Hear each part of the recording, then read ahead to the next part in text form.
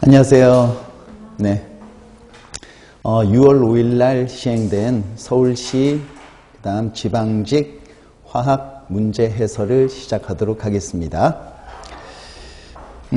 이번 시험을 보고 이제 느꼈던 게 뭐냐면 제가 이제 원래 항상 했던 얘기가 있어요. 난이도가 항상 높아지고 있다.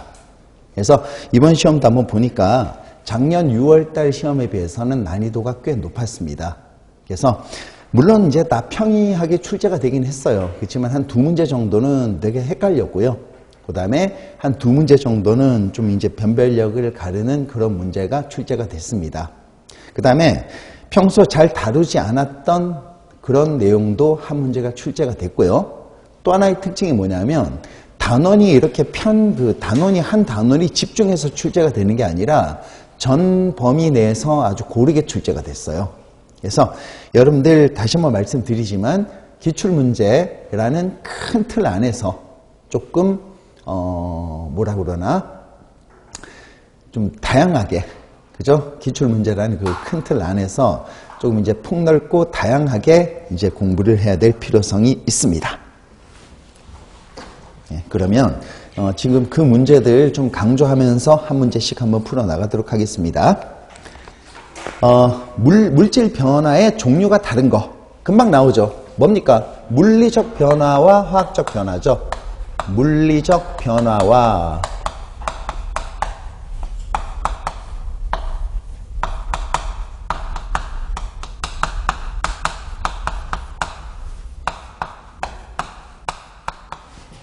크게 두 가지입니다. 이거 묻는 거 있잖아요. 물리적 변화는 뭡니까? 모양이 바뀌는 거죠. 모양이 변한다. 모양이 변하고 상태가 바뀌는 거죠. 모양이 변하고 상태가 바뀝니다. 물질 고유의 성질은 변하지 않고 모양이 바뀌거나 상태가 바뀌는 게 물리적 변화가 되겠습니다. 그 다음에 화학적 변화는 일단 화학 반응을 해야 되겠죠. 화학 반응을 해서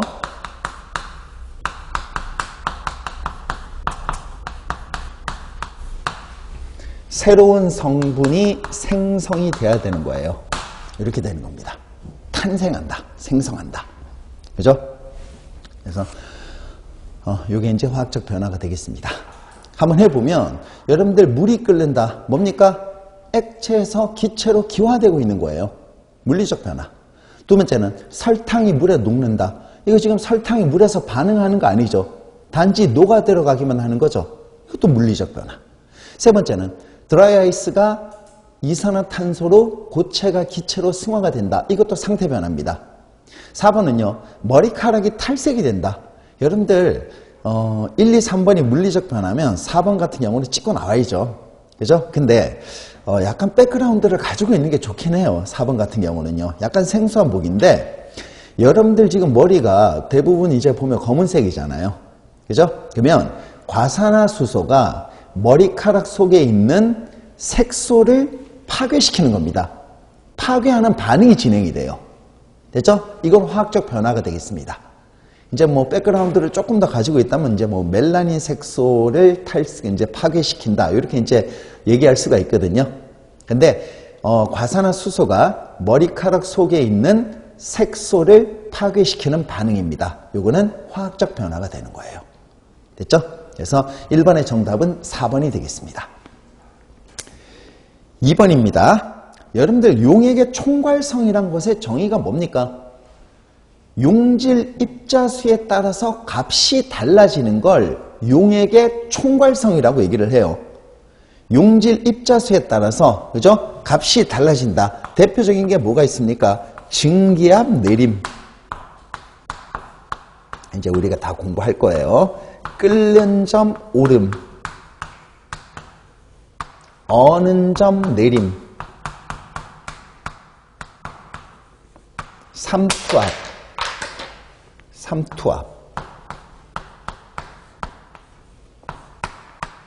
이런 것들이죠. 예를 지금 한번 보면요. 여러분들 한번 보세요. 지금 용질이 많을수록 그 다음에 농도가 높을수록 끓는 점은 올라가고 어는 점은 내려가고 삼투압은 증가합니다. 삼투 현상이 심해진다는 거죠. 근데 여러분들 농도가 높다는 얘기는 입자들, 용질이 많다는 얘기죠. 그죠? 그래서 뭡니까? 용질의 입자수가 많을수록 증기압은 점점 내려가고 끓는 점은 점점 올라가고 어는 점은 점점 내려가고 삼투 현상은 그만큼 심해진다는 거예요. 그래서 용질의 입자수에 따라서 값이 달라지는 성질, 요거를 용액의 총괄성이라고 얘기를 합니다. 아시겠습니까? 그래서 이렇게 되는 거고요. 2, 3, 4를 한번 볼게요, 여러분들. 도로 위에 소금을 뿌리면 얼음을 녹인다. 그죠? 뭡니까? 이거 어는 점 내림에 관한 문제죠. 그 다음에 3번. 라면 끓일 때 수프부터 넣으면 면이 빨리 익는다. 끓는 점 오름이 되겠습니다. 그 다음 반투막, 용액을 반투막을 사용해서 서로 다른 농도의 두 용액을 반투막을 사용해서 분리해 놓으면 그 농도가 점점 같아진다. 이거는 농도가 낮은 쪽에서 농도가 높은 쪽으로 용매가 넘어가는 삼투 현상이라고 보면 되겠죠. 됐죠? 그래서 2, 3, 4는 용액의 총괄성이고요. 여러분들 1번은요. 뭐 엉뚱하죠. 뭡니까? 얘도요. 여러분들 정답을 보자마자 바로 이렇게 이제 찍고 나와야 돼요. 이런 것들은요. 우리가 현재 상평형 그림을 이렇게 그릴 수가 있습니다. 예, 지금 현재 1계압이죠. 그 다음에 이렇게 해서 쭉 연결할 수 있습니다. 대기압과 증기압 곡선이 만날 때 이때 온도를 끓는 점이라고 얘기를 하고요. 대기압과 융의 곡선이 만날 때 이때를 어는 점이라고 얘기를 합니다. 그러면 여러분들 여기에서 압력을 낮춰주면 어떻게 될까요? 압력 낮춰주면 대기압과 증기압 곡선이 만날 때 이때 온도가 끓는 점이 되는 겁니다. 대기압과 융의 곡선이 만날 때 이때 온도가 어는 점이라고 얘기하면 되는 거죠. 그죠? 그래서 압력이 낮으면 끓는 점은 내려가고요. 어는 점은 올라갑니다. 근데 생각 한번 해보세요.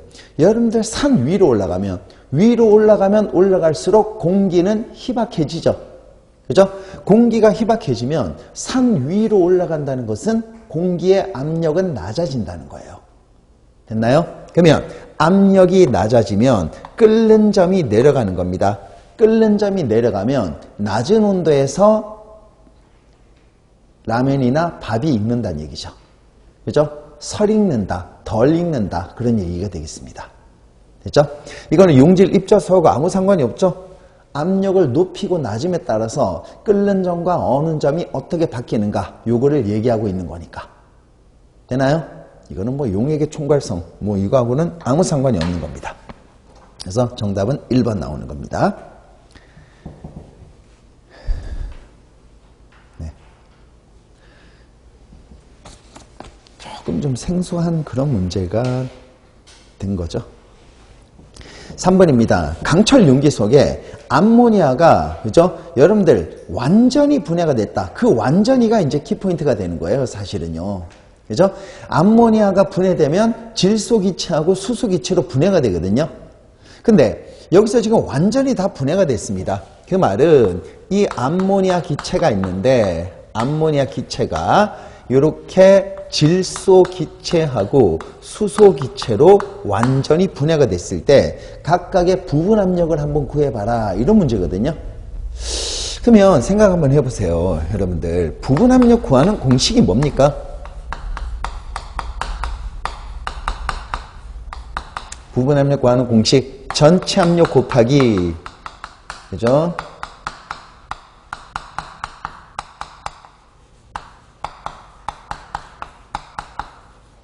전체 압력 곱하기 몰 분율, 얘가 부분 압력이라고 얘기하면 되는 겁니다. 그죠? 그러면 얘를 한번 해보도록 합시다. 질소하고, 그죠? 수소부터 한번 얘기 한번 해보도록 하죠. 질소가 과연 얼마가 나올 것이며 수소가 과연 얼마가 나올 것인가? 여러분들 완전히 분해가 됐어요. 암모니아가 완전히 분해가 되면 얘가요 1대3의 비율로 분해가 됩니다. 완전히 다 분해가 되면. 완전히 분해가 되면요. 얘가 1대3, 1몰 3몰 또는 2몰 6몰 또는 3몰 9몰 이렇게 1대3의 비율로 분해가 되는 거죠. 그러면 여러분들 몰 분율이 뭡니까? 전체 몰수분의 각 성분의 몰수가 되겠죠. 그러면 지금 전체 압력이 지금 현재 얼마냐면 900이에요. 900. 900 곱하기 얼마입니까? 몰 분율은 비율이잖아요, 결국은요. 비율이니까 질소는요, 전체 4 중에서 전체 4몰이면 4몰, 아니면 뭐 이제 2대 6이면, 그죠? 전체 8몰이면 8몰, 이와 같이 나올 수가 있는 거죠. 그죠? 전체 4몰 중에 질소의 몰수 1몰 되는 거죠. 얘를 계산하면 얼마가 됩니까? 225 미리 수은주가 나오게 되는 겁니다. 이렇게 나오면 되는 거예요. 수소는 어떻게 될까요? 수소는요, 역시 마찬가지입니다. 900 전체 압력 곱하기 몰 분율, 전체 몰수 4 중에서 수소의 몰수 얼마입니까? 3 이렇게 하면 되겠죠. 얼마입니까? 675가 되겠죠. 미리 수은주, 얘가 수소기체의 부분 압력이라고 얘기하면 되겠습니다. 이렇게 하면 금방 나오는 거예요. 근데 사실은 이게 뭐 1대3 이렇게 계산 안 하고 1대3 해서 보기에서 이렇게 딱 고르는 사람들도 있더라고요, 보니까. 뭐 그렇게 해도 상관은 없습니다. 대신에 이제 그렇게 하려면 연습을 좀 많이 해야 되겠죠. 그죠? 이걸 딱 보고, 아하, 다 분해됐다. 1대3이다. 그러면 1대3, 비율이 1대3이 뭐가 있을까? 2번밖에 없구나. 이렇게 답을 딱 찍는 사람들도 있었어요. 예. 우리가 그 정도가 되도록 이제 공부를 한번 해봐야 되겠죠. 일산화탄소와 수소로부터 메탄올을 제조하는 방식입니다. 이거는 뭐 그냥 화학식에 나와 있네요. 친절하게. 이거 원래 화학식 없으면 원래 이제 없어야 되는 건데. 화학식까지 나와 있네요. CO5가 되는 거고요. 얘가 지금 EH2가 되는 거고, 얘가 지금요 메탄올이면 이렇게 나오게 되겠습니다. 이렇게 되는 거예요. 얘를 반응을 시켜서 완결을 시켰습니다. 그죠? 그러면 반응을 시켜서 완결을 시키면 반응 전에 얼마를 넣어주고 그 다음에 걔가 반응을 해서 뭐가 되겠습니까? 나중에 완결이 돼야 되겠죠. 이 완결을 시켰을 때 뭐가 되는 겁니까? 완결을 시켰을 때 생성된 메탄올의 질량을 한번 계산해 봐라, 그런 얘기입니다. 그러면 여러분들 이거 이제 딱 보자마자 이제 떠올려야 되는 게 뭐냐면 개수비를 떠올려줘야죠. 무슨 말입니까? 지금요, 질량비 가지고는 여러분들 질량 가지고는 직접적으로 계산할 수가 없어요. 그래서 여러분들 화학 반응식에서 개수비가 의미하는 게 뭐라고 그랬습니까? 몰수비, 몰수비, 분자수의 비, 기체일 경우의 부피비, 그 다음에 반응한 몰수비라고 그랬어요. 그죠? 그래서 뭡니까? 1대 2대 1의 비율로 반응했다, 그 얘기라고요. 됐습니까? 그래서 이렇게 해서 대입을 시켜보면 되겠습니다. CO 280g이 몇 몰입니까? 얘가 10몰이 되겠죠. CO 1몰이 이제 28g이니까. 그 다음에 수소 50g이에요. 수소 50g. 얼마가 되겠습니까? 수소 25몰이 되겠죠. 처음에는 메탄올은 없었고요. 이렇게 해놓고 반응을 시키는 겁니다. 그리고 반응이 완결이 됐을 때 우리는 메탄올의 몰수, 메탄올의 질량만 구하면 되는 거죠. 해봅시다. 1대 2대 1의 비율로 반응을 했어요. 얼마가 될까요? 이거 지금 25가 반응할 수 있습니까? 얘가 25가 반응하면 얘가 12.5가 반응해야 되겠죠? 말도 안 되는 소리죠? 얼마입니까? 10 반응하고 20 반응해서 10이 생성이 되는 겁니다. 당연히 반응했으니까 사라지고 생성이 됐으니까 이렇게 나오겠죠. 그러면 결국 반응 후에 완결이 됐을 때 메탄올은 얼마입니까? 10몰이 생겼다라고 얘기하면 되는 겁니다. 10몰. 그죠? 10몰이 되는 겁니다. 그럼 이제 얼마가 되겠습니까? 얘가 이제 10몰이 나왔거든요. 그죠? 그러면 메탄올 거기 지금 원자량이 다 나와 있으니까 메탄올 1몰의 질량이 32g이에요. 그죠? 1몰의 질량은 분자량에다가 그램 붙이는 게 1몰의 질량이니까. 얘 분자량 구하니까 32. 거기다가 그램 붙이면 1몰의 질량은, 그죠? 32g이 나오겠죠. 그럼 10몰의 질량은 320g. 2번이 나오게 되는 겁니다. 됐죠? 네. 이 정답 부르는 걸 자꾸 까먹어서. 네. 2번은 1번, 3번은 2번, 4번도 2번이죠. 그죠? 예. 뭐였을까요? 이번에 시험 보신 분 없어요? 예. 얘는 원자 반지름에 관한 문제입니다. 여러분들 있잖아요. 원자 반지름이 어디로 갈수록 커지는가? 원자 반지름이 어디로 갈수록 감소하는가? 증가하는가? 이온화 에너지가 어디로 갈수록 증가하고 감소하는가? 얘는 주결표가 되겠습니다.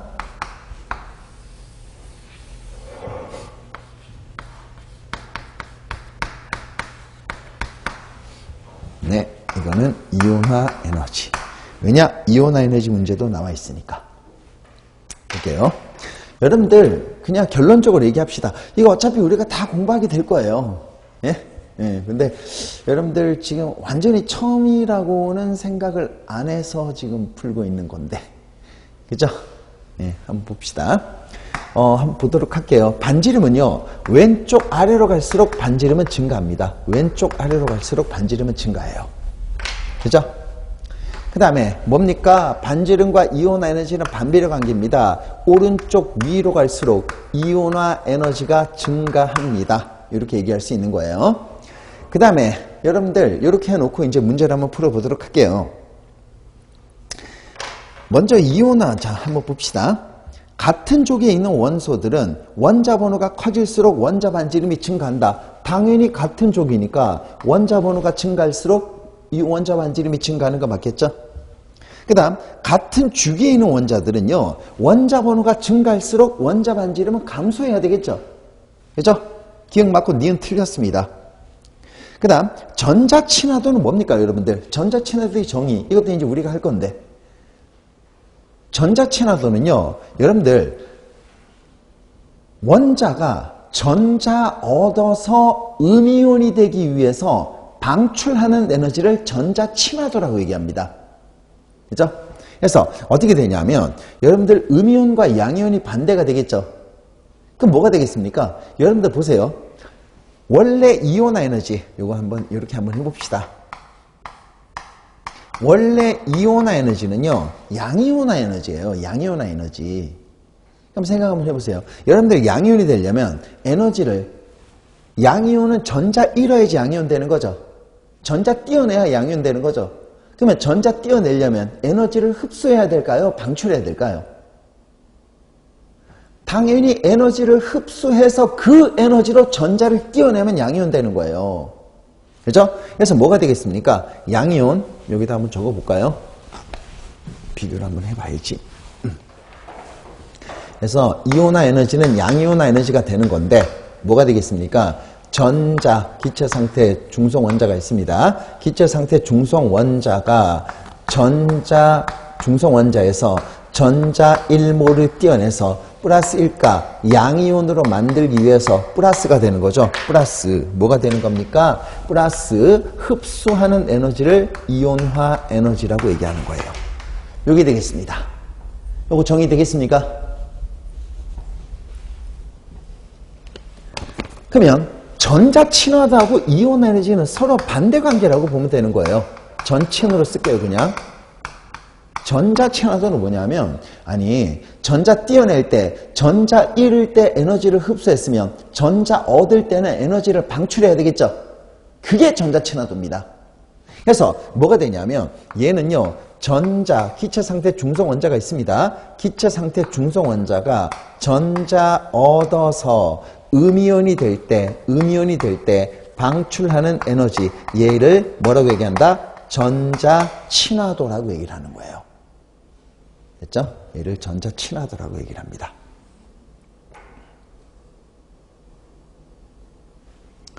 그러면 여러분들 전자 친화도가 크다는 얘기는 뭡니까?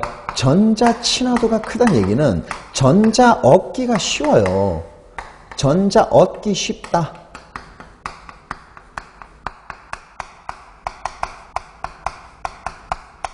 전자 얻기 쉽다. 음이온 되기 쉽다는 겁니다. 전자 친화도가 크다는 거는요, 전자 얻기 쉽다. 음이온 되기 쉽다.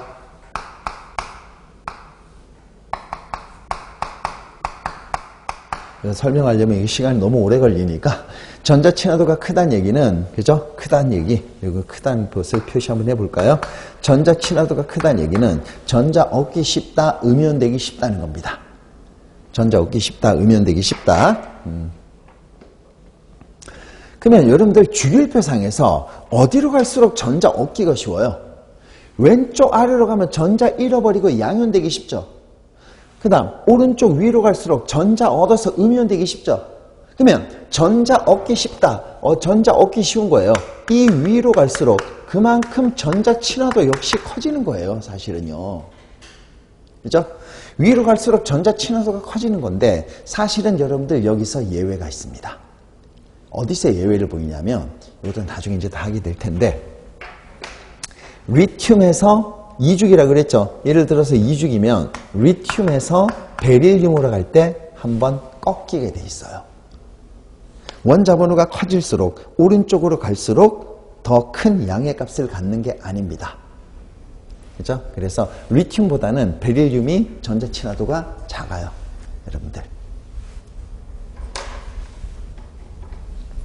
그게 이제 왜 그러냐면, 보세요. 이거 설명 한번 해볼게요, 여러분들. 지금 베릴륨이 어떻게 돼 있냐면, 이것도 이제 다 할 텐데, 베릴륨이 1s2, 2s2거든요. 전자 배치가 이렇습니다. 여러분들, s오비탈에 전자가 꽉 차 있으면 굉장히 안정한 상태예요.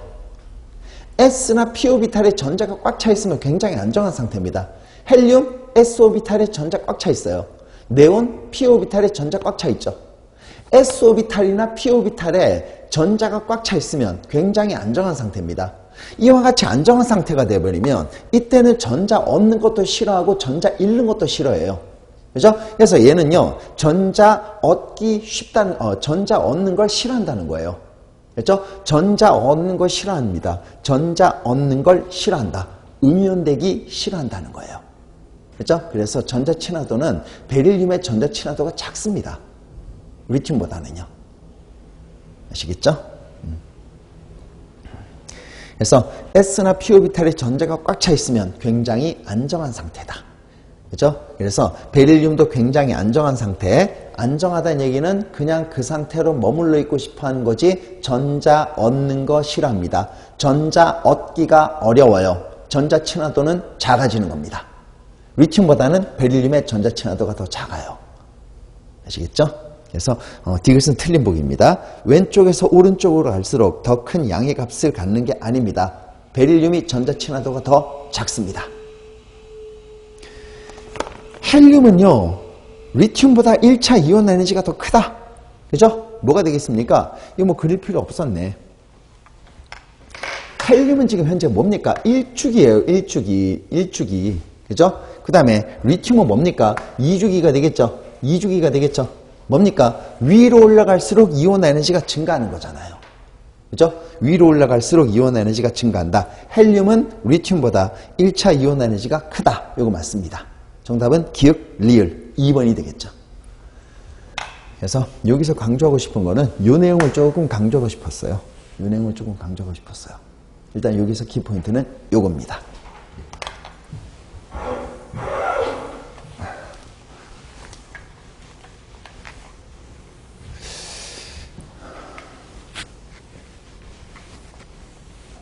사실은 이제 앞에 있는 문제 1, 2, 3, 4, 5를 한번 보면, 예를 들어서 1번이라든가 2번이라든가 5번이라든가 이런 그 유형들은 여러분들 평소에 잘 안 다뤄보잖아요. 사실은요. 그죠?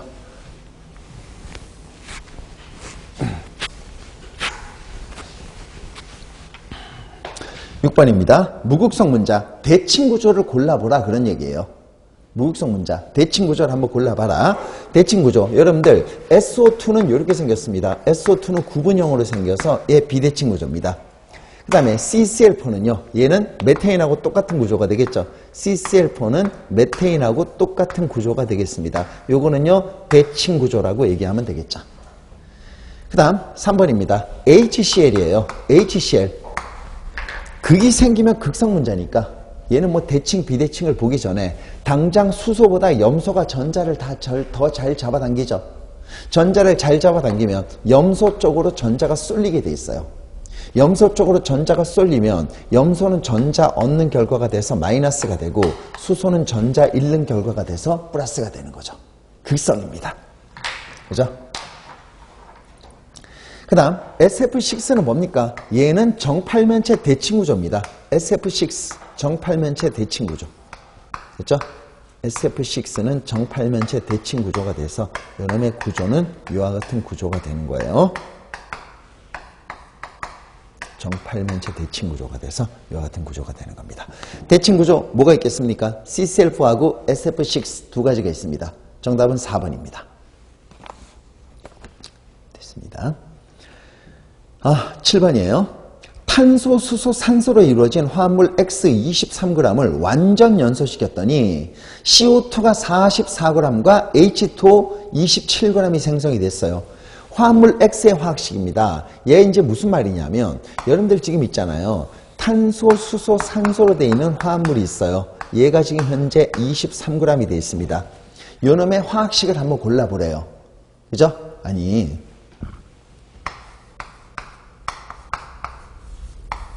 탄소, 수소, 산소 이렇게 돼 있거든요.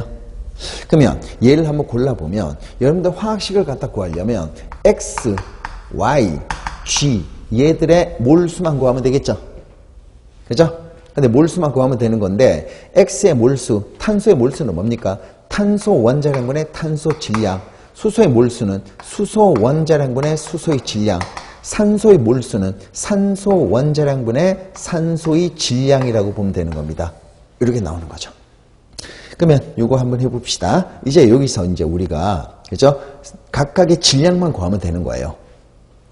그러면 지금 현재 해보면 얘를 연소시키면 연소시켜서 결국 질량 구한다는 거거든요. 그러면 연소를 한번 시켜보도록 할게요. CX HY OG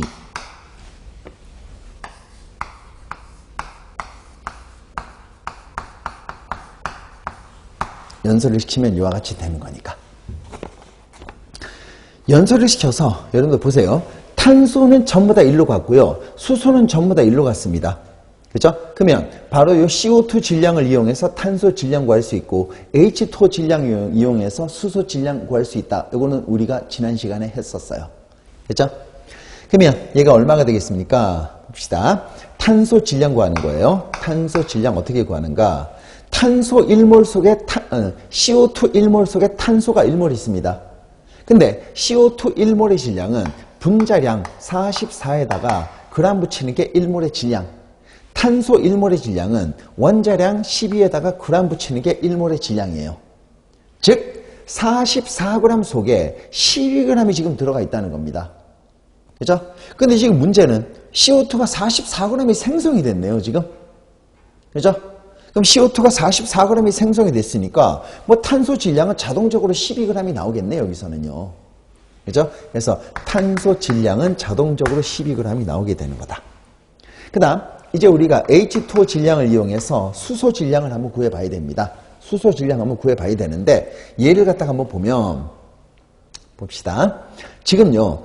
지금 물분자 1몰 속에 수소는 2몰이 있어요. 물분자 1몰 속에 수소는 2몰이 있습니다. 그러면 1몰의 질량은 분자량에다가 그람 붙인 거 18g이고요. 수소, 그죠? 수소 원자 2몰의 질량은 2g이 되겠죠. 그래서 지금 이제 수소 원자 질량 구하는 거예요. 그래서 18g 속에 수소가 2g이 지금 들어가 있습니다. 근데 여기서는 지금 현재 27g 속에 수소가 지금 현재 몇 g이 들어가 있냐 이 얘기거든요. 그러면 수소는 몇 g이 될까요? 3g이 나오게 되는 거죠. 그러면 이제 산소 질량은 자동적으로 나오네요. 산소는 이 실험을 통해서는 몰라. 그렇지만 결국 얘가 뭐가 됩니까? 화합물 전체 질량이 23g이고 이 두 개의 질량이 15g이니까. 그죠? 23에다가 15를 빼면 산소 질량은 8g이 나온다라고 얘기하면 되는 겁니다. 그러면 바로 넣어봅시다. 여기다 넣어볼까요? 그냥 탄소 질량은 12가 됐어요. 수소 질량은 3이 됐습니다. 산소 질량은 8이 됐어요. 그죠? 이렇게 하면 몰수가 나오겠죠. 그래서 얘를 갖다 계산하면 얼마가 나올까요? 1대 3대 2분의 1이 나오게 되는 겁니다. 결국 마지막으로 계산하면 얼마가 되겠습니까? 탄소 2대 6대 1이 되겠죠? 그죠?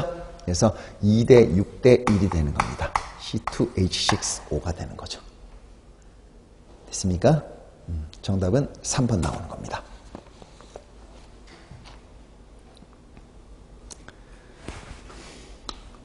1대 3대 2분의 1 나오는 거 맞죠? 네. 8번입니다. 녹는 점이 가장 높은 이온결합 화합물.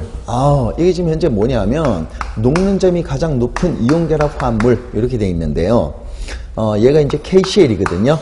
KCl. 얘가 NaCl입니다. NaCl. 얘는요 MgO가 되는 거죠. 이렇게. 전화를 붙이면 이렇게 돼 있습니다. 플러스 마이너스 Mg는 2 플러스 2 마이너스예요. 여러분들 이온결합 물질의 녹는 점은 어디가 끊어지는 걸까요? 이온결합 물질의 녹는 점은요 반드시 양이온과 음이온 사이가 끊어지는 게 녹는 점이에요. 이온결합 물질의 녹는 점은요 반드시 양이온과 음이온 사이가 끊어지는 겁니다. 즉 전하를 띤 입자들 간의 결합력이 끊어지는 거죠. 그러면 전하를 띤 입자들 간의 결합력 쿨롱의 힘이 되겠습니다. 쿨롱의 힘 이렇게 되는 거죠. 뭡니까? 거리가 가까울수록 전하량의 곱이 클수록 뭐가 되나요? 결합력은 강해진다. 결합력이 강하면 그 강한 결합을 끊고 액체로 만들기 위해서 굉장히 높은 온도를 가해줘야 된다. 되겠습니까? 되나요? 됐습니다. 그러면 얘 한번 해볼게요. 이걸 여기다 적을 걸 그랬나요? 쿨롱의 힘.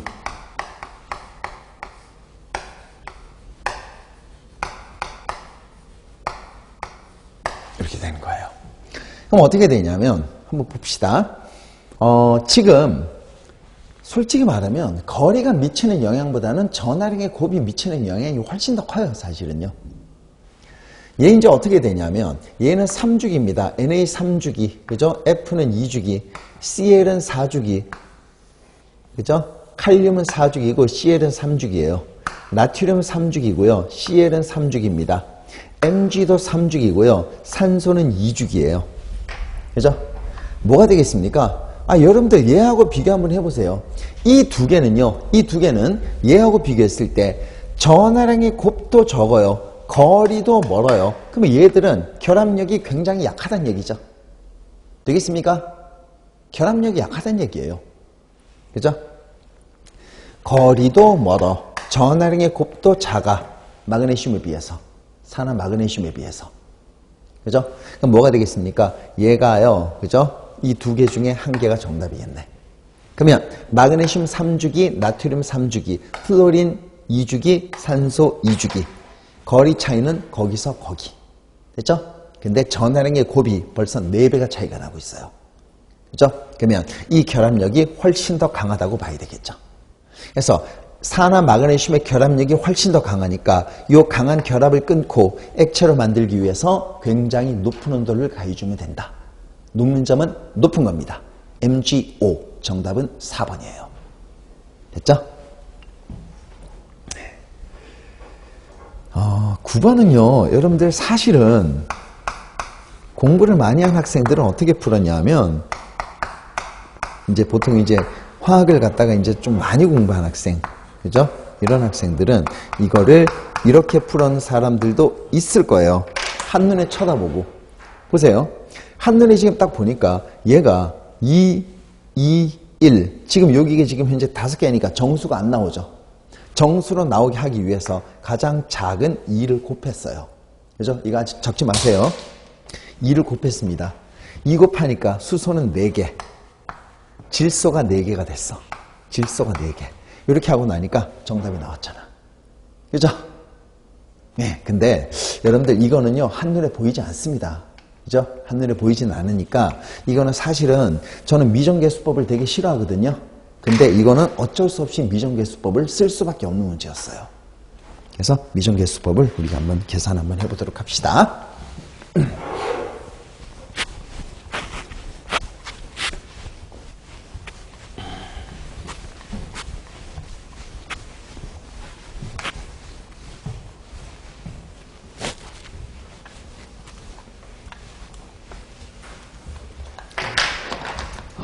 얘가요, 이렇게 됩니다. A, NO2가 되겠죠. NO2, BH2O입니다. 그 다음에 O2는 그냥 그대로네요. 그 다음에 뭐가 될까요? C가 NH3가 되겠습니다. 그냥 해나가면 돼요. 그대로 해나가 됩니다. 미정계수법은 그대로 하는 거잖아요. 그죠? 질소가 A, 질소가 C. 그럼 뭡니까? A하고 C는 똑같다. 그 얘기예요. 질소가 C고, 여긴 질소가 A, 여기는 질소가 C입니다. 그럼 A하고 C는 똑같다는 얘기예요. 됐죠? 여러분들, 화살표가 이꼴 표시거든요. 화학에서 화살표는 이꼴 표시거든요. 반응의 진행을 나타내기도 하지만, 화학에서 화살표는 이꼴 표시입니다. 그래서 결국은 A하고 C하고 똑같다는 거죠. 질소가 A계, 질소는 C계, 이렇게 나오는 거니까. 그 다음에 산소 한번 해볼까요? 산소가 지금 얘는 현재 얼마입니까? 2A가 되는 거고요. 2A 더하기 B가 되겠죠. 더하기 얼마입니까? 2가 되겠죠. 그대로 해주면 되는 거예요. 그죠? 2A 더하기 뭡니까? B 더하기 산소 2. 얘가 뭐가 되는 겁니까? 산소가 3C가 되는 거죠. 됐습니까? 그 다음 B를 이제 수소를 한번 볼까요? 수소를 한번 보면 수소가 지금 현재 얼마입니까? 2B가 얼마가 될까요? 2B가 결국 C가 되는 거예요. 됐죠? 이렇게 해놓고 이제 풀면 끝나는 거죠. 한번 풀어볼까요? 여러분들 지금 C, 이걸 다 통일 한번 시켜볼까요? C로 다 통일 한번 시켜봅시다. 그러면 A하고 C하고 똑같다 그랬으니까 C는 지금 현재 얼마입니까? B는 얼마일까요? 0.5C가 되겠죠? 그죠? B는 0.5C가 되겠죠? 네, 그렇게 알고 있으면 되고, 얘가 지금 2가 되는 겁니다. 얘가 3C가 되는 거예요. 그죠? 우리는 C를 구하는 게 제일 편하다니까요. 그래서 지금 C를 갖다 구해준 거예요. 그래서 C를 갖다 구하니까 이 C가 얼마가 나왔습니까? 넘어가서 얼마입니까? 얘가 1 되는 거고요. 0.5C가 되는 거고, C는 4가 나오는 거죠. 그죠? C가 4가 나오는 겁니다. 이렇게 C가 4가 나오는 거죠. 그러면 A하고 C하고 똑같다 그랬으니까 역시 A도 4가 나오는 거죠. B는요, 뭐가 되는 겁니까? 그죠? C가 4가 나왔으니까 B는 2가 나오면 되겠죠. 그죠? 이렇게 해서 정답은 10이 나오는 겁니다. 이렇게 푸는 거였어요. 이게 미정계수법입니다. 됐습니다. 네. 2번 정답이죠. 다음 양자수의 조합 중에서 가능하지 않는 양자수의 조합. 그죠? 네. 시간이 참 할 때마다 부족해요. 양자수의 조합 중에서 가능하지 않는 양자수의 조합. 여러분들 주양자수가 있죠. 주양자수 N, 그 다음에 부양자수 L, 그 다음에 자기양자수 ML이 있어요. 그 다음에 스핀 양자수는 MS가 있습니다.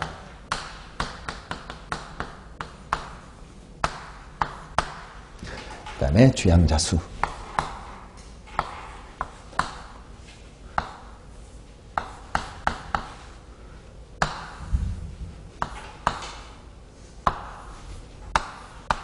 이렇게 해봅시다.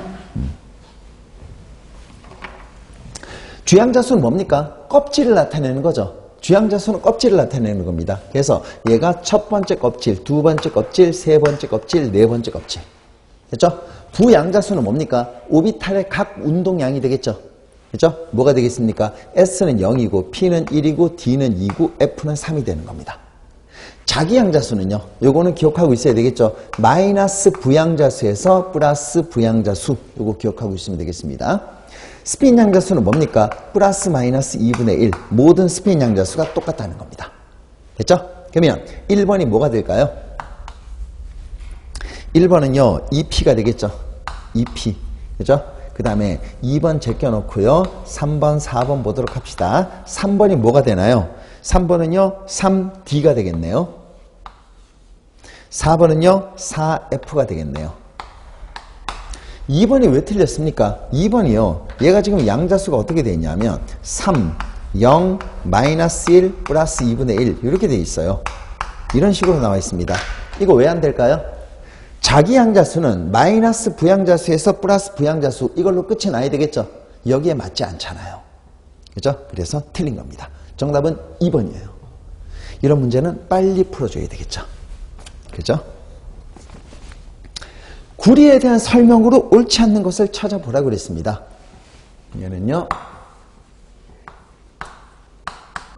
지금 현재 1번은 상자성, 그 다음 뭐 4번을 보니까 바닥 상태 정자 배치 이렇게 나와 있는데 뭐 이거 오비탈 배치를 한번 써야 되겠네요. 결국은요.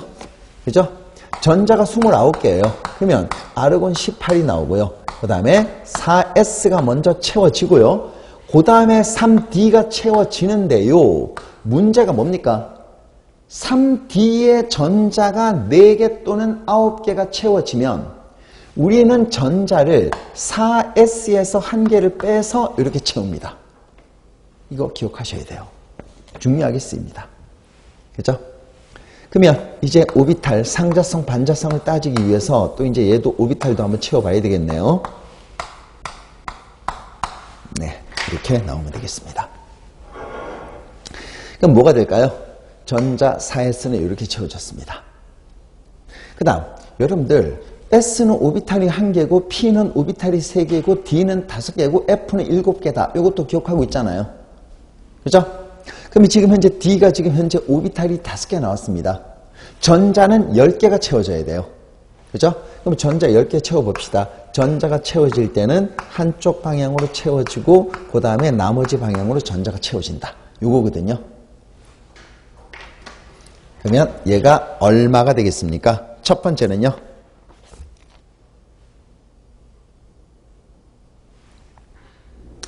지금 홀전자 가지고 있으니까 상자성 맞죠?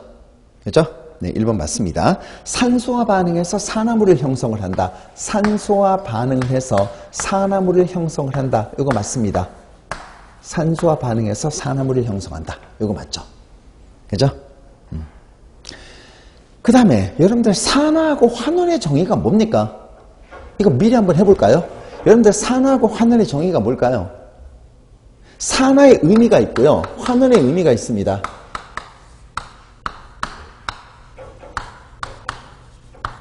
이렇게 되는 거죠.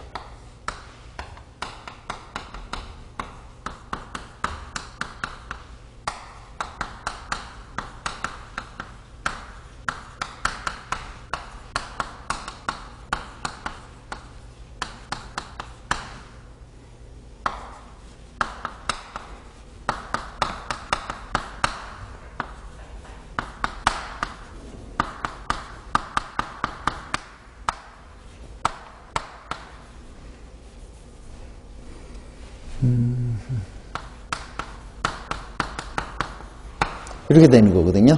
그러면 얘가 이제 어떻게 되냐면 여러분들 산화하고 환원은 서로 반대 개념이에요. 산화하고 환원은 서로 반대 개념이고요. 그 다음에 원래 산화의 원래 정의가 뭐냐면 산화의 원래 정의는 산소화의 약자입니다. 산화의 원래 정의는 산소화의 약자예요. 그럼 산소화가 된다는 얘기는 산소 어둠이 되겠죠. 산소 어둠, 전자 이름, 수소 이름, 환원제, 환원력, 환원성 이게 산화의 의미가 되는 겁니다. 헷갈릴 것 같으면요. 끝에 한 글자가 더 붙어 있으면 반대라고 생각하세요. 됐죠? 이렇게 알고 있으면 되는 겁니다. 환원은 요 반대가 되겠죠. 뭡니까? 산소 이름, 전자 어둠, 수소 어둠, 산화제, 산화력, 산화성 이렇게 알고 있으면 되는 거예요. 됐죠? 그러면 아연보다 구리가 아연보다 산화력이 약하다? 이거 한번 해볼까요?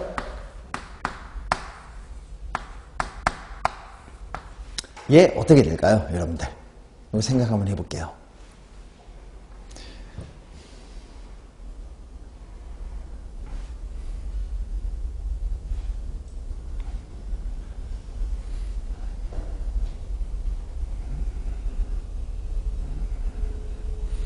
볼까요? 여러분들 보세요. 지금 얘가 무슨 말이냐면 여러분들 원자하고 이온 중에서 누가 지금 더 안정할까요? 당연히 이온이 더 안정합니다. 그죠? 전용원소 같은 경우도 이온 같은 경우는 옥텟 규칙을 최각 전자 8개 옥텟 규칙을 만족하니까 안정해요. 원자는 불안정합니다. 결국 이온이 안정하거든요.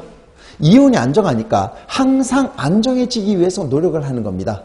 됐죠? 그러면 얘도 항상 이온으로 남아있는 걸 원하고요. 얘도 이온이 되기 위해서, 그죠? 얘도 이온이 되기 위해서 노력을 하게 되겠죠. 됐죠? 그럼 뭐가 되겠습니까? 아연이 안정한 이온이 되려면, 그죠? 구리를 밀어내고 양이온으로 녹아 들어가면 돼요.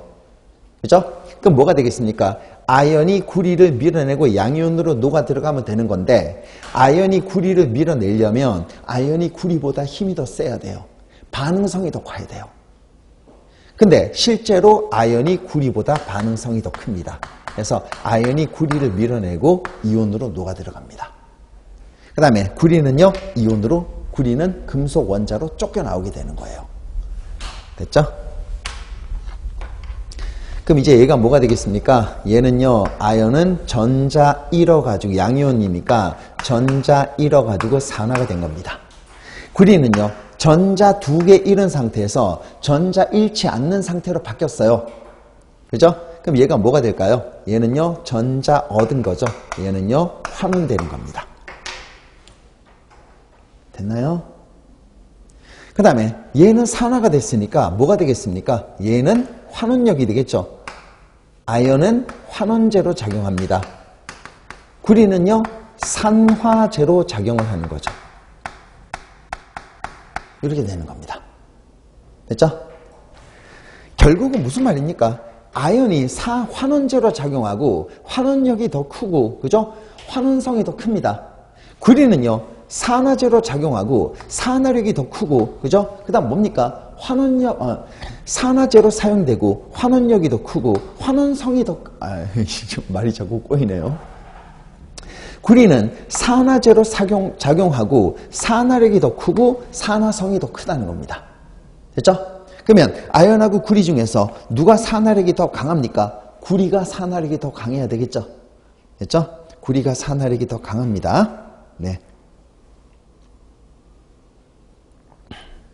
그래서 구리가 산화력이 더 강하다. 아연보다 산화력이 더 강하다라고 얘기를 해야죠. 그죠? 틀렸습니다. 그 다음에 바닥 상태일 때 전자 배치는 우리가 썼습니다. 이거 맞죠? 정답은 3번입니다.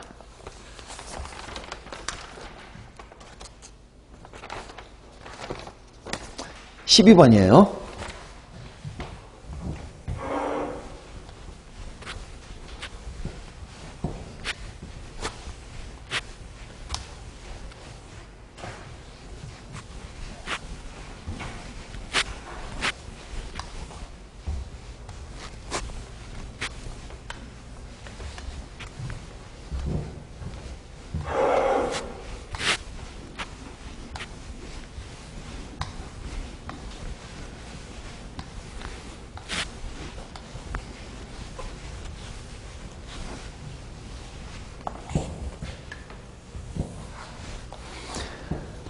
여러분들 요게 있잖아요. 이게 이제 평소 잘 다루지 않았던 그런 내용이에요.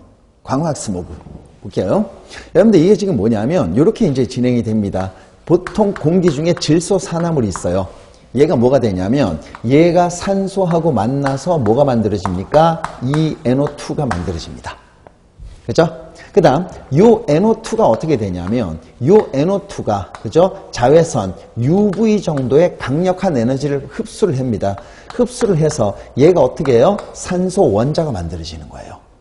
그 다음 요 산소 원자가 공기 중에 산소 분자하고 만나서 뭐가 진행됩니까? 오존 생성 반응이 진행이 되는 거예요. 됐죠? 그 다음 이제 오존 됐죠? 얘가 각종 탄화수소하고 만나서 광학 스모그. 됐죠? 얘가 각종 탄화수소하고 만난 게 광학 스모그가 되는 거거든요. 그죠? 그래서 이게 이제 광학 스모그의 생성 과정이라고 보면 되는 거예요. 그러면 광학 스모그 발생 과정에 대한 설명으로 옳지 않는 것을 한번 찾아봐라. 그러면 1번 NO는 주요 원인 물질 중에 하나이다. 네, 맞네요. 주요 원인 물질 중에 하나. 두 번째, NO2는 빌에너지를 흡수해서 산소 원자를 생성한다. 이것도 맞죠? 그 다음 세 번째, 중간체로 생성된 하이드록실 라디칼. 여러분들 라디칼 원자 상태예요. 원자 상태. 그죠? 얘를 갖다가 뭐라고 얘기합니까? 이게 바로 라디칼입니다. 이게 바로 라디칼이에요. 하이드록실 라디칼은 이 원자 상태를 의미합니다. 원자는 분자보다 반응성이 굉장히 크죠. 그죠? 그래서 이 하이드록실 라디칼 이 원자 상태는요, 반응성이 강하다라고 얘기를 해야 되는 거예요. 틀렸습니다. O3는 최종 생성물 중에 하나이다. 맞죠? 정답은 3번입니다. 됐어요. 체시밀방 구조입니다. 여러분들, 우리가 단위세포 결정격자 이런 거 이제 공부를 하는데, 이것도 이제 우리가 많이 공부했었던 거예요. 결정격자가 있는 건데 어떻게 되어 있냐면 결정격자 속에 입자가 몇 개 있는가 이 연습이거든요. 뭐가 되냐면 여러분들 꼭지점은 8분의 1개가 있어요. 단위세포 속에. 그 다음에 모서리는 4분의 1개가 있습니다. 단위세포 속에. 그 다음에 면은요 2분의 1개가 있습니다. 이렇게 돼 있어요. 이런 식으로 나와 있습니다. 됐나요? 그 다음에 중앙에 통째로 들어가 있는 건 중앙에 통째로 들어가 있다고 생각하면 되는 거고요. 그죠? 그러면 체시밀방이라는 얘기는 뭡니까? 입자 전체가 중심에 들어가 있는 거예요. 그죠? 그러면 얘를 갖다 그리면 이렇게 그리면 되는 거죠. 여러분들 이 그림이 매치가 빨리 돼야 돼요.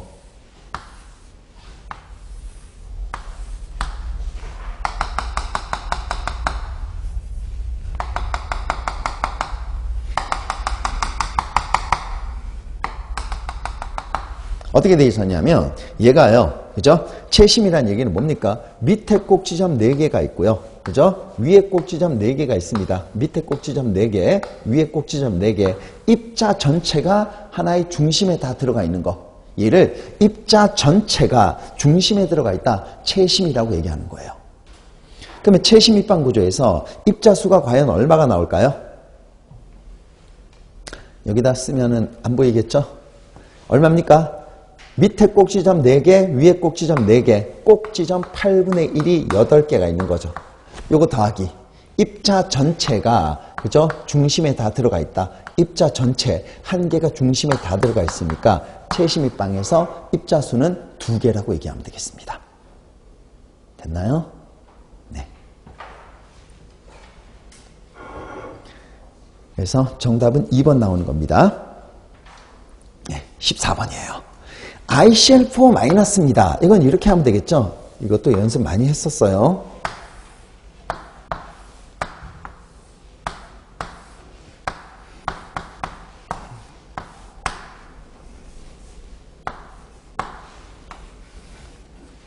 아이고야.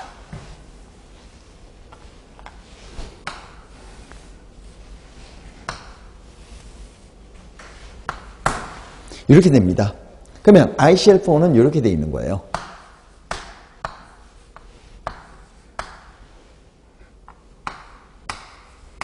네, 그리고 있습니까?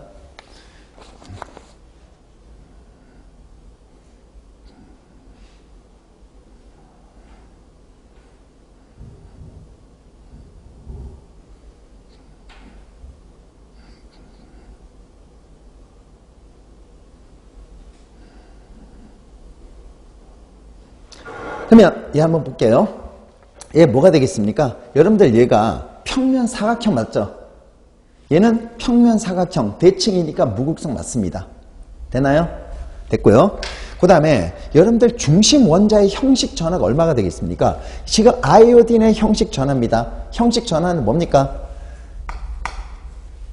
자신의 최외곽 전자수, 원자가 전자수 빼기 결합하고 있는 결합선의 수, 빼기 비공유 전자수. 결합선 한 개가 전자가 2개니까 비공유 전자는 4개가 나오게 되겠죠. 이렇게 하면 형식 전화가 얼마? 마이너스 1 나오는 거예요.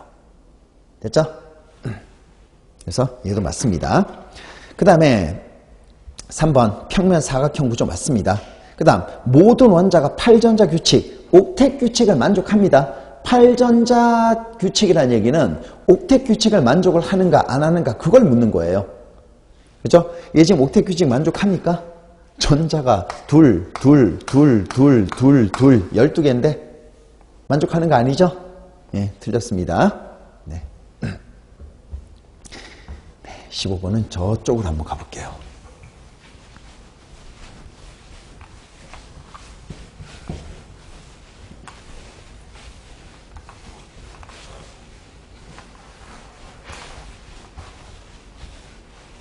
그죠?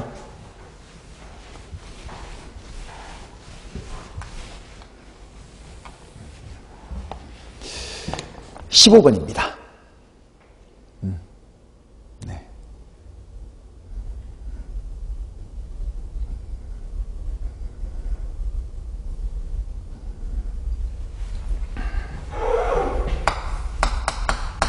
아세트산과 그죠?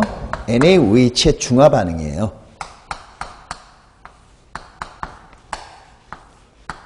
이렇게 되어 있습니다.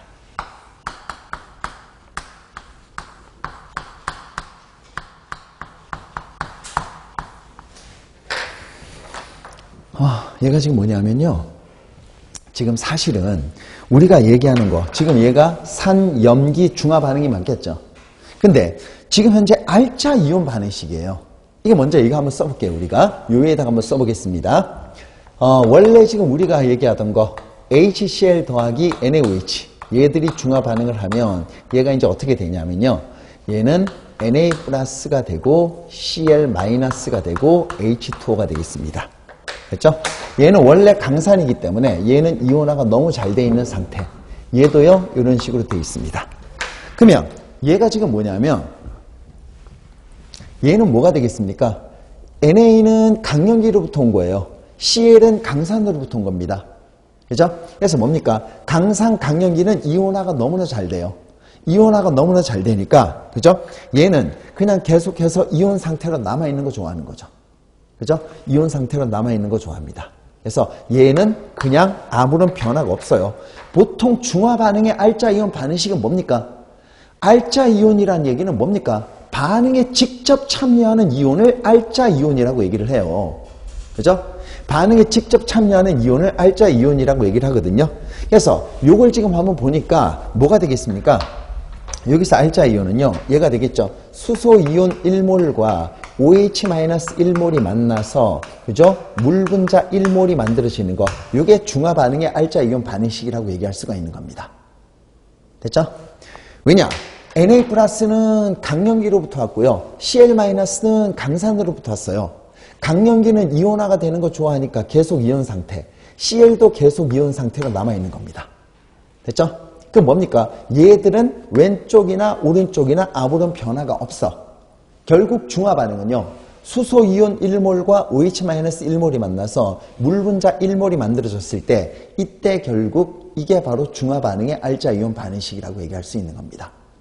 근데 지금 얘는 조금 달라져요. 얘 지금 뭐냐면 얘도 산염기 중화 반응이라서 알짜 이온 반응식이 이와 같이 나오지 않을까 이렇게 생각할 수가 있는데 지금 어떻게 되냐면요. 얘가 지금 0.1몰 농도 50ml가 있죠. 그 다음에 얘는요. 0.1몰 농도 25가 있습니다. 25ml. 이렇게 해놓고 중화 반응을 시켜주는 거예요. 얘를 지금 집어넣었어요. 반응 전에 얼만큼 집어넣으면 그 다음에 얘가 반응을 하겠죠. 반응을 하고 나서 얘가 이제 나중에 되겠습니다. 나중에 평형을 이루고 있을 때 어떤 형식이 나오는가. 그럼 보세요. 여러분들 MV는 몰수가 되겠죠. 중화 반응은 여러분들 원래 반응 전 농도, 반응 농도, 평형 농도 원래 이렇게 주어지게 돼 있어요. 원래는요. 근데 중화 반응은 농도로 계산하면 안 됩니다. 왜냐? 지금 약산에다가 얘를 넣어주고 있는 거예요. 얘를 갖다가 넣어주면 어떻게 되겠습니까? 넣어주면 부피가 바뀌는 거죠. 부피가 바뀌면 농도가 바뀌는 거죠. 되나요? 그래서 중화 반응은 농도로 시켜주면 안 되는 겁니다. 반드시 몰수로 시켜줘야 돼요. 중화 반응은 반드시 몰수로 시켜주는 겁니다. 그 다음에 MV는 몰수라고 그랬죠. MV는 몰수. 요거 그대로 하라 그랬죠. 얘가 얼마입니까? 5mm몰이 되는 겁니다. 5mm몰. 얘는 얼마입니까? 2.5mm몰이 되는 거고요. 그 다음에 얘는 0이고 0입니다. 그 다음 중화 반응에서 개수비는 반응한 몰수비라고 얘기했으니까 1대 1대 1의 비율로 반응합니다. 그래서 얼마입니까? 2.5대 2.5대 2.5의 비율로 반응을 하게 되는 거죠. 그러면 남는 거 얘가 2.5가 되는 거고요. 얘도 2.5가 되는 겁니다. 원래 중화 반응의 알자 이온 반응식은요, 수소이온 1몰과 OH-1몰이 만나서 물 분자 1몰이 만들어지면 돼요. 이게 맞아요, 사실은요. 그죠? 근데 얘 같은 경우는 이제 조금 더 달라지는 게 뭐냐면, 여러분들 여기에서 이렇게 지금 나오죠? 이 아세트산이 뭐냐면 약산이에요. 약산. 그 다음에 NaOH는 강염기라고요. 약산이고 강염기라고요. 그 다음에 여기서 이제 염이 생성이 됐습니다. 이렇게 생성이 되었어요. 그죠? 그럼 어떻게 됐냐면 여기서 이제 이런 현상이 나타납니다. 지금 얘가 그죠? 그대로 남아있을 수가 없어요. 왜냐? 요 Na 플러스는 강염기로부터 왔고요. 요 CH3COO-는 약산으로부터 왔거든요. 약산으로부터 왔거든요. 그러면 강염기로부터 온 거, 강염기는 이온화가 잘 되니까 Na 플러스는 계속 이온 상태로 남아있는 거 좋아합니다. 근데 CH3COO-는요, 얘는 뭡니까? 약산으로부터 왔으니까, 그죠? 뭡니까? 약산으로부터 왔으니까 뭐가 되는 건가요? 얘는요, 이온화가 잘 안 되는 거죠. 그죠? 이거 되겠습니까? 그래서 얘는 약산으로부터 온 거예요. 약산으로부터. 약산은 이온화가 잘 안 되는 겁니다. 약산은 이온화가 잘 안 되니까 다시 이온화가 안 된 상태로 돌아가고 싶어 하는 겁니다. 그러면 어떻게 되겠습니까? 얘가 반응을 할 때, 그죠? 이렇게 약산이 됐으니까 얘는 이런 반응이 진행이 돼요. 이렇게 되고, 이렇게 돼서 다시 이런 반응이 진행이 됩니다. 가수분해 반응이 진행이 돼서 이런 식으로 나오게 되는 거예요. 이런 반응이 진행이 되는 겁니다.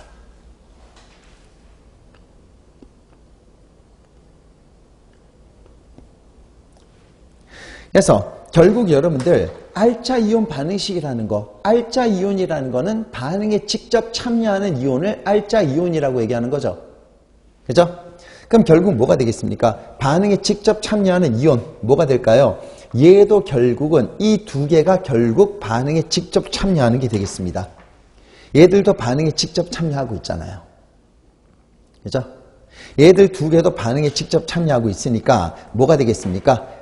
알자 이온 반응식, 반응에 직접 참여하는 이온들, 알자 이온 반응식은 그죠? 얘하고 산과 염기가 만나서 중화 반응을 합니다. 중화 반응을 해서 물이 만들어지기는 물이 만들어지죠. 이와 같은 반응, 이렇게 생성이 되는 거, 얘가 알자 이온 반응식이라고 얘기하면 되는 겁니다. 얘가 알자 이온 반응식이 되는 거예요.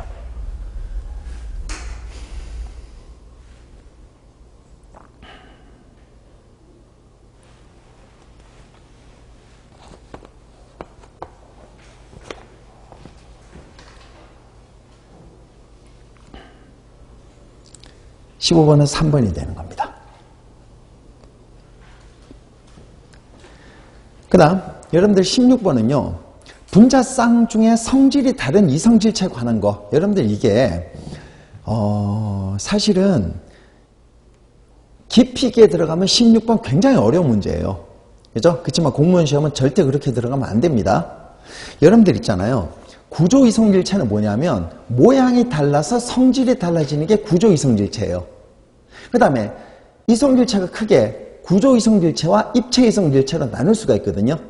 그럼 구조 이성질체는 뭐냐면 모양이 달라서 성질이 달라지는 게 구조 이성질체.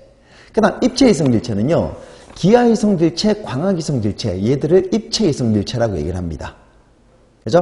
그러니까 이게 지금 뭐냐면 구조 이성질체는 모양이 달라서 성질이 달라지는 거. 입체 이성질체는요. 그죠? 모양은 달라지지 않습니다. 단지 원자들의 배양만 달라지는 거예요. 그래서 이렇게 나오는 건데 첫 번째 기억 한번 보세요. 첫 번째 기억은 어떻게 되어 있냐면 이렇게 되어 있습니다. 이렇게 되어 있는 거죠. 이렇게 되어 있습니다. 이게 무슨 말이냐면 이런 얘기예요. 여러분들 보세요. 다시 한번 얘기하지만 구조 이성질체와 입체 이성질체로 나눌 수가 있습니다. 구조 이성질체는 모양이 달라서 성질이 달라지는 거예요. 입체 이성질체는 모양은 똑같습니다. 근데 원자들의 배양이 달라져요. 그죠? 그래서 기하이성질체, 광학이성질체를 입체이성질체라고 얘기하는데, 그러면 구조이성질체, 모양이 다르다 그랬죠? 모양이 다르려면 어떻게 해야 되냐면 원자들을 빼서 다른 데 붙이면 돼요. 빼가지고 다른 데 붙이면 모양이 달라지는 겁니다. 빼가지고 다른 데 붙이면 모양이 달라져요. 그럼 얘가 뭐가 되겠습니까? 얘를 빼서 여기다 붙이면 되겠죠? 그렇죠? 얘를 빼서 여기다 붙이는 겁니다. 그렇죠? 그래서 얘는 구조이성질체가 되겠습니다. 기역은 구조이성질체예요. 근데 여러분들 니은, 디귿, 리을 한번 보세요. 지금 얘들 지금 어디서 빼가지고 다시 붙였습니까? 순서가 바뀌었나요? 니은, 디귿, 리을이 지금 순서가 바뀌었습니까? 바뀐 거 없죠? 빼가지고 다른 데 붙인 거 없죠? 그죠?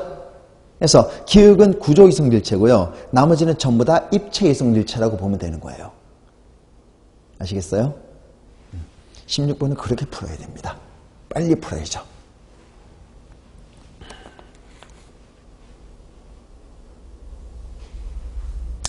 17번입니다. 16번은 1번 나오는 거죠.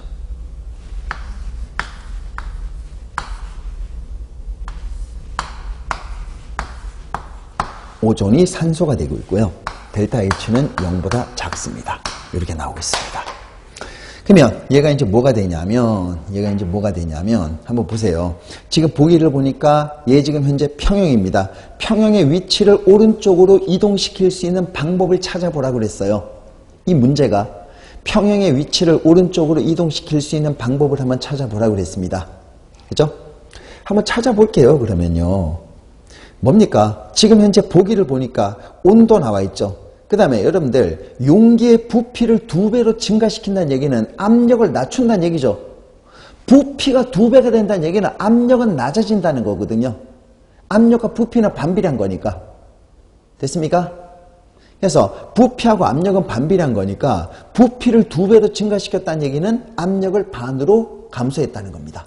그러면 보기에 지금 온도하고 압력이 다 나와 있잖아요. 그럼 온도하고 압력 관계를 한번 따져보도록 합시다. 온도하고 압력 관계. 지금 얘가 이제 어떻게 되냐면 요건 이렇게 나오면 되는 겁니다. 지금요 발열 반응이죠. 델타 H가 0보다 작다는 건 발열이 되겠죠. 발열은 온도가 올라가잖아요. 그렇죠? 정반응 기준입니다. 정반응이 온도가 올라가는 발열, 역반응은 온도가 내려가는 흡열이 되는 거예요. 그 다음에 평형에서는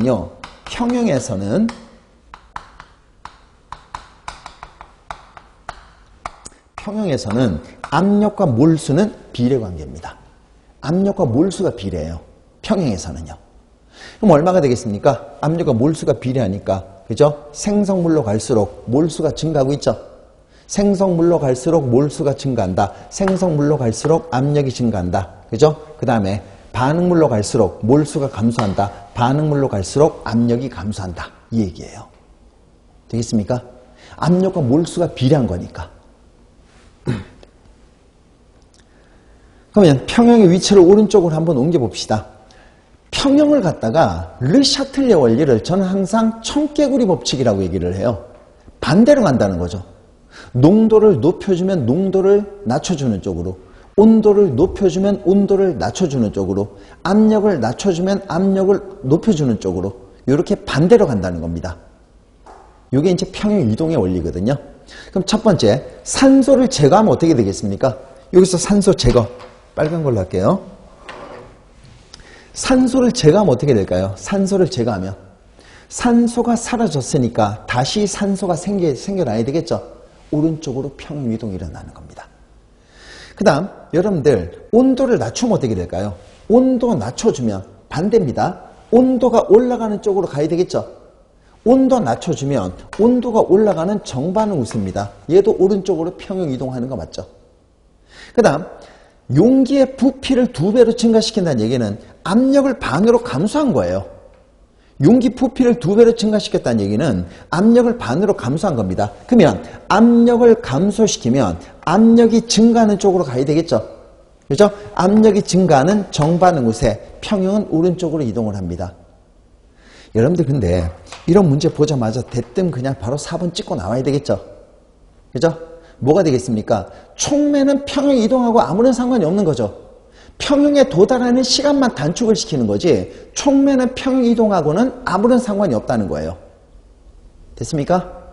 예, 정답은 4번 나오는 겁니다. 됐습니다. 18번입니다. 약산이 지금 포함된 어떤 시료 0.5g이 녹아있는 수용액을 완전히 중화하는데 NaOH가 그만큼 소모가 됐대요. 시료 속에 포함되어 있는 0.5g 시료 속에 포함되어 있는 HA의 백분율입니다. 그죠? 그럼 무슨 말입니까? 0.5g의 시료 속에 포함되어 있는 HA의 백분율이에요. 퍼센트 백분율. 여러분들 퍼센트 농도가 뭡니까? 용액의 질량분의 용질의 질량 곱하기 100이 되겠죠? 얘가 퍼센트 농도잖아요. 그죠? 그럼 뭐가 되겠습니까? 얘가 뭐가 될까요? 0.5g 시료 속에 포함되어 있는 HA의 퍼센트 백분율이에요. 그럼 뭡니까? 이 0.5g이 용액이 된다. HA는 용질이 된다. 그렇게 얘기하면 되겠죠? 그죠? 그럼 뭐가 되는 겁니까? 퍼센트 농도 용액의 질량분의 0.5 용액의 질량분의 용질의 질량은 몰라요. 곱하기 100이 나오면 얘가 퍼센트 백분율이 나오게 되는 겁니다. 그러면 우리가 지금 이제 구하고자 하는 거 HA의 뭘 갖다 구해라? HA의 질량만 구하면 되는 거죠. 그러면 여러분들 지금 산이 있고 염기가 있으니까 요거 이용해서 우리가 HA의 몰수 구할 수 있어요. 그죠? 그 다음에 분자량 나와 있으니까 몰수는 분자량분의 질량하면 질량 구할 수 있는 거죠. 그러니까 우리가 빨리 해야 될 건 뭡니까? HA의 몰수를 빨리 구해야 되는 겁니다. 그 다음 HA가 있고 NaOH로 중화를 시켜주고 있는 거니까 여러분들 완전 중화가 되면 어떤 현상이 나타난다고요? 완전 중화가 되면 수소이온의 몰수와 OH-의 몰수가 똑같습니다. 이와 같은 현상이 나타나요. 그러면 얘가 뭐가 될까요? NMV는 N-C, M-V-가 되겠죠. NMV는 M-C, M-V-가 되는 겁니다. 됐죠? 그러면 얘가 이제 얼마가 될까요? 얘는요, HA. 얘가 지금 현재 우리는 HA의 몰수를 갖다 구하는 거죠. 얘의 몰수를 빨리 구해주는 겁니다. 우리는 요놈의 몰수만 구해주는 거니까, 그죠? NaOH의 몰수만 구하면 되겠죠? NaOH의 몰수하고 HA의 몰수가 똑같으니까. 되나요? 그러면 NaOH의 몰수를 빨리 한번 구해보도록 합시다. 얼마입니까? NMV예요. 여기서 N은 가수, NaOH가 한 개니까 가수가 1, 그 다음에 0.15가 되겠고요. 그죠? 그 다음에 부피가 10mm입니다. 10mm면 0.01이 되는 거예요. 됐죠? 그래서 요거 계산하면 얘가 얼마입니까? NaOH의 몰수는 0.0015몰이 결국 OH-의 몰수가 되는 겁니다. 그러면 결국 뭡니까? H+의 몰수도 얼마? 0.0015몰이 나오겠죠? 그죠? H+의 몰수도 0.0015몰이 나와요. 그죠? 근데 문제는 HA는 뭡니까? 결국 H+의 몰수가 HA의 몰수하고 똑같잖아요. 1가산이기 때문에. 그죠? 그럼 얼마입니까? HA의 몰수는 0.0015몰이라고 얘기하면 되겠습니다. 0.0015몰이라고 얘기하면 되는 거죠. 그죠? 그럼 이제 우리가 HA의 몰수를 구해놨어요. HA의 몰수 구해놨으니까 이제 우리는 HA의 질량만 구하면 되겠죠. 그죠? HA의 질량만 구하면 되는 겁니다. HA의 질량. 어떻게 구할까요? 몰수는 분자량분의 질량이 되겠죠. 분자량은 120이 나왔습니다. 질량은 몰라요. 얘 구하면 되겠죠? 얘 구했더니 X값이 대충 한 얼마가 나오냐면 0.18 정도가 나옵니다. 얘를 계산하면. 계산되겠습니까? 그죠? 그래서 0.5분의 얼마입니까? 질량은 0.18이에요. 0.5분의 질량은 0.18이 나오겠습니다. 얘 곱하기 100 하니까 이 계산이 퍼센트 농도가 36%가 나오더라. 그런 얘기예요. 됐죠? 네, 정답은 2번 나오는 겁니다. 되겠습니까? 네. 조금 이제 생소했고요. 18번이 이제 조금 이제 변별력 가르는 문제라고 보면 될 것 같아요. 네.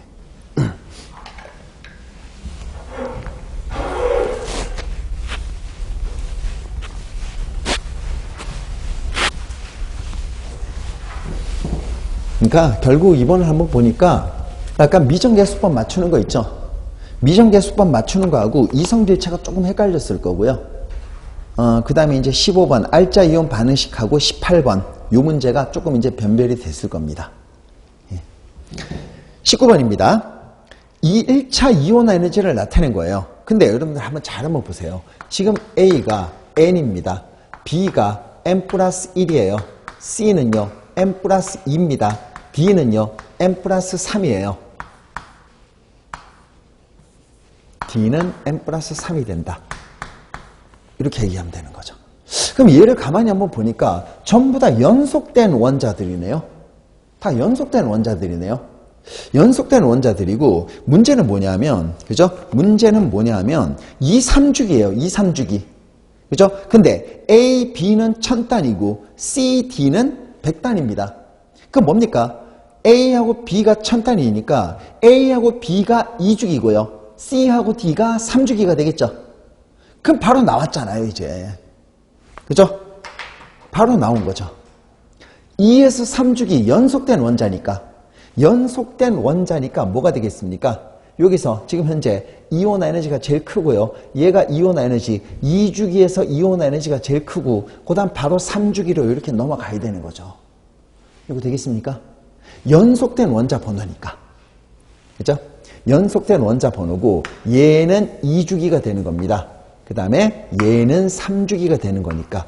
그죠? 얘가 뭐가 되겠습니까? 얘는 18쪽, 얘는 1쪽이 되겠죠. 그죠?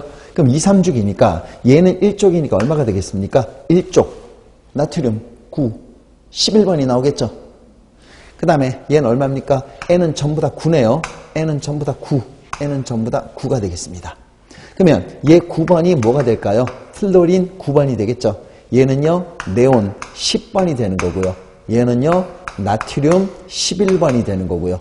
얘는 마그네슘 12번이 된다. 이렇게 얘기하면 되는 겁니다. F2 분자는 반자기성이다. F2 분자. 여러분들 F2 분자는 뭐가 될까요? 요거 여러분들 빨리 한번 해보세요. 얘가 지금 있잖아요. 1s, 그 다음에 시그마 2s, 그 다음에 얘는요 시그마 2p가 되겠죠. 그 다음에 얘가요 얼마입니까? 파이 2p가 되는 거고요. 위로 올라가서 파이 스타 2p가 되는 거고요. 그 다음 올라가서 시그마 스타 2p라고 얘기를 하면 되는 겁니다. 이렇게 얘기하면 되는 거예요. 됐죠? 그 다음 뭡니까? 얘는요 최외곽전자만 결합에 참여하는 거죠. 얘는 지금 2주기고요. 최외곽전자만 결합에 참여하면 되는 겁니다. 얘는 17쪽이니까 최외곽전자가 7개예요. 그죠? 17쪽이니까 최외곽전자가 7개. 얘도 17쪽이니까 최외곽전자 7개. 얘들이 결합에 관여를 하는 거죠. 그죠? 얘들이 결합에 관여하는 겁니다. 그러면 두 번째 껍질에 전자가 총 몇 개입니까? 두 번째 껍질 전자가 7개가 결합에 관여하고 두 번째 껍질에 전자가 7개가 결합에 관여해서 F2가 만들어지니까 총 14개의 전자가 결합에 관여하는 게 되겠죠. 이거 되나요? 총 14개의 전자가 결합에 관여합니다. 하나, 둘, 셋, 넷, 다섯, 여섯, 일곱, 여덟, 아홉, 열, 열하나, 열둘, 열셋, 열넷. 홀 전자가 없습니다. 반자성 맞습니다. 됐죠? 1번 정답이네요. 그 다음에 원자 반지름이 B가 C보다 큽니까? 원자 반지름은요? 여러분들 원자 반지름은 뭡니까? 원자 반지름 얘는 네온은 2주기고요. 나트륨은 3주기니까 C가 더 커야 되겠죠? 틀렸죠? 그 다음 A와 C로 이루어진 화합물은 공유결합 화합물이다. A는 비금속, C는 금속이니까 얘는 금속과 비금속, 이온결합 화합물이다 라고 얘기를 해야 되겠죠. 그죠? 이렇게 알고 있으면 되는 겁니다. 그 다음에 CD 이온 에너지를 갖다가 비교하면 이제 얼마가 될까요? 사실은요, 이온 에너지가 2주기는 이온 에너지가 굉장히 큽니다. 아까 했죠? 오른쪽 위로 갈수록 이온 에너지가 증가한다 그랬으니까 4주기보다는 3주기, 3주기보다는 2주기로 갈수록 이온 에너지가 증가하는 거예요. 그죠? 2주기로 갈수록 이온 에너지가 증가하니까 얘들이 F하고 네온의 이온 에너지가 그죠? 나트륨하고 마그네슘의 이온 에너지보다 더 크다는 겁니다. 그래서 네온하고 플로린, 그 다음에 네온의 이온 에너지가 제일 크고요. 그 다음에 3주기는요, 나트륨과 마그네슘은 이와 같은 이온화 에너지 분포를 갖다 보이는 겁니다. 이렇게 분포를 보이는 거예요. 그죠?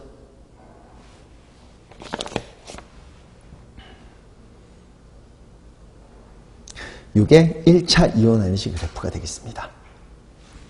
그러면 여러분들 2차 이온 에너지 그래프는 어떻게 될까요? 이건 내가 지금 이제 항상 수업할 때 얘기하는데 2차 이온 에너지는 한 칸씩 왼쪽으로 보내면 된다 이렇게 얘기하거든요. 2차 이온 에너지는 한 칸씩 왼쪽으로 보낸다 이렇게 얘기를 합니다. 그죠? 그럼 얘가 뭐가 될까요? 한 칸씩 왼쪽으로 보내면 나트륨이 거의 네온하고 비슷한 값을 보여요. 그 다음 마그네슘은요 나트륨하고 거의 비슷한 값을 보입니다. 2차 이온 에너지는 누가 더 큽니까? C가 더 커야 되겠죠. 그죠? 그래서 요거는 2번도 틀렸고요. 3번도 틀렸고요. 4번도 틀렸고요. 1번이 정답이 되겠네요.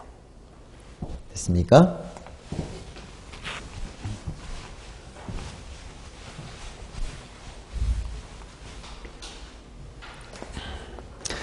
(20번입니다) 철의 재련 과정과 관련된 화학 반응식입니다. 옳지 않는 것을 한번 찾아보라고 그랬어요.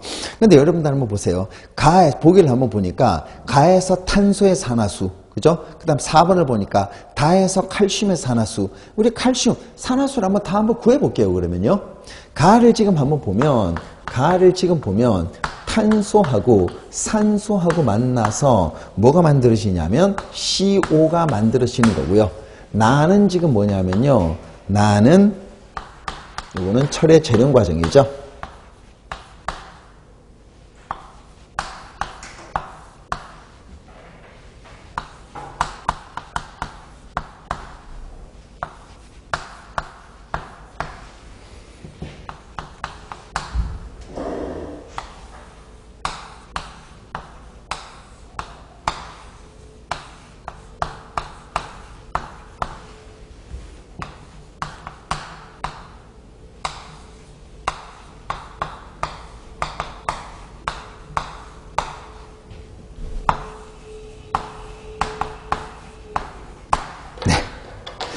산화수 규칙이 있죠.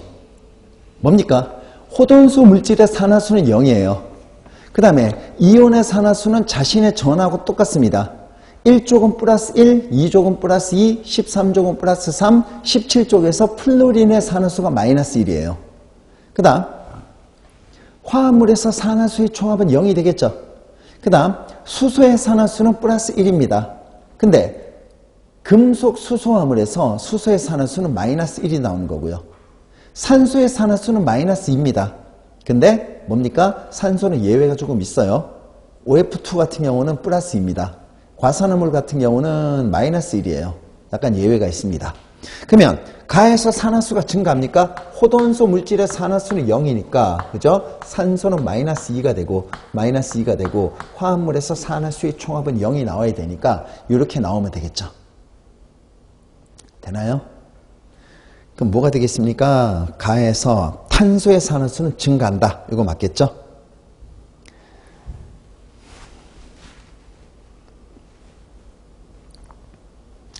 그 다음 나를 한번 보도록 합시다. 2번 같은 경우는요. 가에서 산화환원 반응은 두 가지다.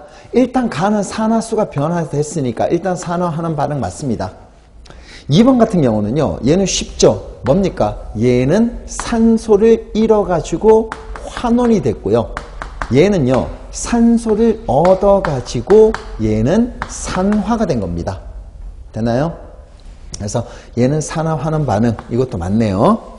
그 다음에 다하고 라를 한번 봐야 되는데 다는요. 산화환원 반응인지도 한번 살펴보고요. 그 다음 보기 4번을 보니까 다에서 산화수가 지금 변한다 뭐 이런 말 나와 있죠. 그죠? 그러면 다에서 칼슘의 산화수도 보고 다가 산화수를 통해서 산화 환원 반응인지 아닌지도 한번 보도록 합시다. 그러면 일단 칼슘의 산화수는 플러스 2가 나왔어요. 산소의 산화수는 마이너스 2입니다. 마이너스 2가 3개니까 마이너스 6이에요. 마이너스 6 플러스 2고 탄소의 산화수, 화합물에서 산화수의 총합이 0이 나오려면 탄소의 산화수는 플러스 4가 나오면 되는 겁니다. 그 다음에 산소의 산화수는 마이너스 2가 되고 칼슘의 산화수는 플러스 2가 되는 거고요. 산소의 산화수는 마이너스 2가 되고 마이너스 2가 2개니까 마이너스 4. 화합물에서 산화수의 총합은 0이 나오려면 탄소의 산화수는 플러스 4가 나오게 되는 겁니다. 그 다음에 우리가 한번 구해봅시다. 그러면 산화수 다 한번 구해볼게요. 그 다음 라는요. 산소의 산화수는 마이너스 2. 화합물에서 산화수의 총합이 0이 나오려면 그죠? 얼마입니까? 칼슘의 산화수는 플러스 2가 나오는 거고요. 그 다음에 산소의 산화수는 마이너스 2가 되고 마이너스 2가 2개니까 마이너스 4. 화합물에서 산화수의 총합이 0이 되려면 규소의 산화수는 플러스 4가 되겠습니다. 그 다음에 산소의 산화수는 마이너스 2가 되고 칼슘은 2족이니까 플러스 2가 되는 거예요. 그 다음에 규소는 이제 얼마가 될까요? 마이너스 2가 3개니까 마이너스 6. 마이너스 6 플러스 2면 마이너스 4가 되겠죠. 그 다음에 얘는 얼마입니까? 합해서 0이 나오려면 규소의 산화수 플러스 4가 되겠습니다. 다하고 라를 보니까 여러분들 산화수의 변화가 있습니까? 아무런 변화가 없죠. 그래서 산화 환원 반응은 뭡니까? 가하고 나 두 가지가 되겠죠. 됐죠? 그래서 1번, 2번 다 맞습니다. 그 다음에 나에서 산화제하고 환원제는 무엇인가? 얘를 한번 찾아보면 여러분들 끝에 한 글자가 더 붙어 있으면 반대라고 생각하면 된다 그랬죠? 그죠? 그래서 뭐가 되겠습니까? 얘는 환원됐으니까 얘는 산화제라고 생각하면 되는 거고요. CO 는 산화가 됐으니까 얘는 환원제라고 보면 되겠습니다. 되나요? 그래서 CO는 환원제다. 이것도 맞네요. 그 다음에 다에서 칼슘의 산화수는 변합니까? 다, 라, 칼슘의 산화수는 눈 닦고 찾아봐도 변하지 않습니다. 됐나요? 네, 정답은 4번 나오는 겁니다. 됐죠? 예. 어떻게 문제 풀어보니까 그렇게 쉽다고는 볼 수 없죠? 그죠? 예, 쉽다고는 볼 수 없고요. 요거 한 번만 풀어가지고는 안 될 겁니다. 자기 머릿속에 집어넣으려면 이것도 한 2번, 3번 정도는 풀어봐야 돼요. 3번 푸는 게 제일 좋고 그렇지 않은 사람들은 최소한 한 번 더 풀어보세요. 아시겠죠? 예, 됐습니다. 네, 해설은 여기까지입니다.